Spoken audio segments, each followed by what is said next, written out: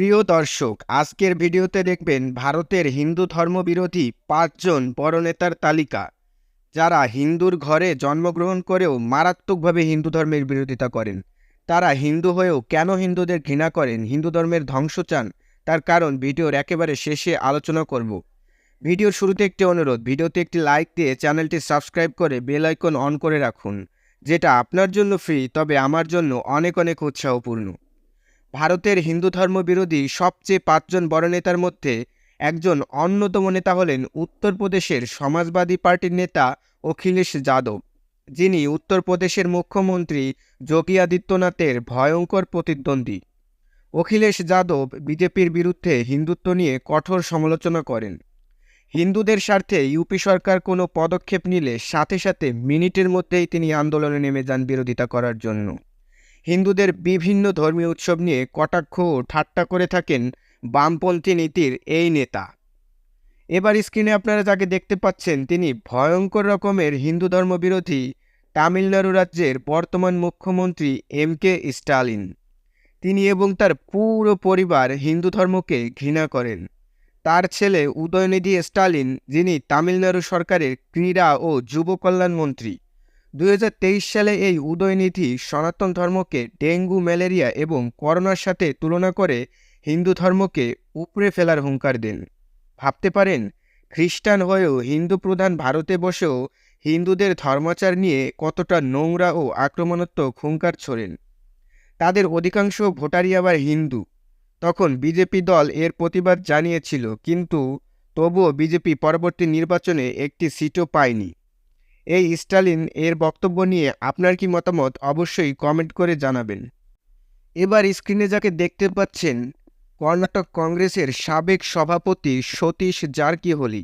কংগ্রেসের এই নেতা ভয়ঙ্কর রকমের হিন্দু বিরোধী। তিনি হিন্দু ধর্মকে ভারতের ধর্মই নয় বলে বিতর্ক ও নৈরাজ্যতার পরিস্থিতি সৃষ্টি করেছিলেন কর্ণাটকে। হিন্দুদের তিনি ভুল পথে চালিত করার জন্য ভীমবাদী মতাদর্শকে বহুল প্রচার করেন বলে অভিযোগ রয়েছে। হিন্দু ধর্ম বিরোধী ভারতের সবচেয়ে বড় নেতাদের মধ্যে অন্যতম একজন নেতা হচ্ছেন পশ্চিমবঙ্গের মুখ্যমন্ত্রী মমতা ব্যানার্জি। পশ্চিমবঙ্গের জনগণ তাকে রাজনীতির তোষামোদী নেত্রী বলে অভিযোগ করে থাকেন। তিনি ভালো মতোই জানেন হিন্দুরা ধর্ম নিয়ে অসচেতন, তাই হিন্দু বিরোধিতা করে ধর্ম রাজনীতি করলে ক্ষমতা পাকাপোক্ত। বিভিন্ন পূজা করতে না দেয়া, আবার নিজেকে হাস্যকর ব্রাহ্মণ ঘরের সন্তান দাবি করে ভুলমন্ত্র বলা, এগুলো সবই তার ভণ্ডামি। আবার তিনি মুসলিমদের ভোট পেতে বলেন, যে গরু দুধ দেয় তার ছাটি খাওয়া যায়।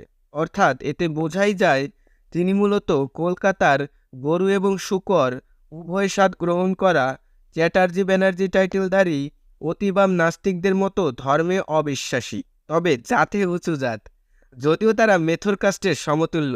যাই হোক, মমতা ব্যানার্জি শুধু ঘোর হিন্দু বিরোধী নয়, বাংলার ধর্মীয় শান্তি বিনষ্টকারীও। তার কারণে মুসলিমদেরও যে লাভ হচ্ছে তা নয়, হিন্দু মুসলিম বৈরতা বৃদ্ধি পাচ্ছে, যেটাকে বিজেপির ঘাড়ে চাপালেও আমি মনে করি মূলত দোষী মুখ্যমন্ত্রী মমতা ব্যানার্জির ভেকদারি বা লেবাসদারি রাজনৈতিক রূপ। ভারতের হিন্দু ধর্ম বিরোধী নেতাদের মধ্যে সবচেয়ে প্রভাবশালী নেতা যিনি, তাকেও আপনারা সবাই চেনেন।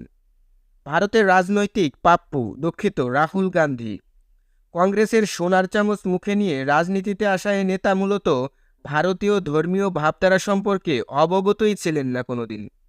তার মাতাজি মানে সোনিয়া গান্ধী বিদেশি, তাই ছেলেকেও বিদেশি কালচারে বড় করেছেন। রক্তে যদিও পূর্বপুরুষে ইসলাম রয়েছে, তবে হিন্দু ধর্মের প্রতি আবেগ বা টান যেটাই বলি না কেন, কোনোটাই নেই।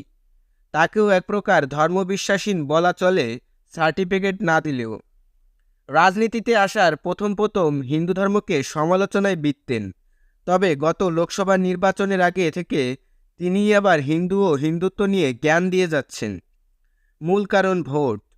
জাতপাত নিয়ে হিন্দুদের মধ্যে বিভাজন করার অভিযোগ রয়েছে তাকে ঘিরে, যার প্রেক্ষিতে উত্তরপ্রদেশের মুখ্যমন্ত্রী যোগী আদিত্যনাথ বাটেঙ্গে তো কাটেঙ্গে, এক রাহেঙ্গে তো নেক রাহেঙ্গের মতো স্লোগান দেন, যাতে হিন্দুরা বিভাজিত না হয়।